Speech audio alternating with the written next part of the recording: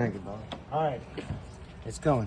So yeah, guys, we got the honing wheel here. I'm gonna do this later or edit, whatever. Got the honing wheel here, guys. We're gonna try to clean this up real quick.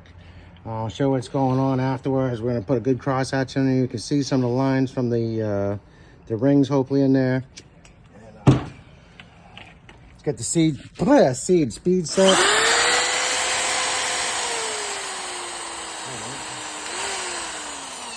Yeah, I want to make sure we're going to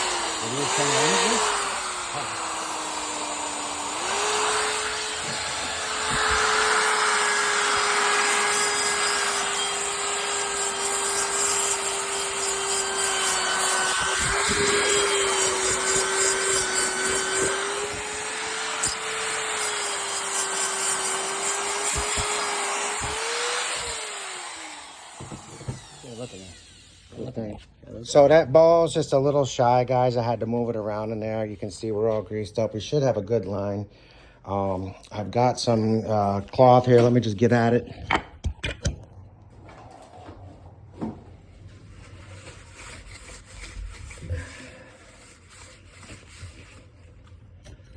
What we did was just stuffed a piece of a t-shirt down inside of the intake so we didn't have any,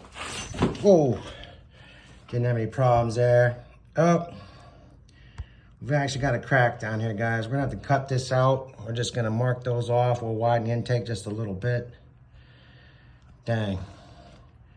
And we did start to get a crosshatch here. I don't know if you guys could see it, but it is a deep groove, so we'll have to get the micrometer on there. Once you have the veneer caliper in there, we'll see after you oversize the ring.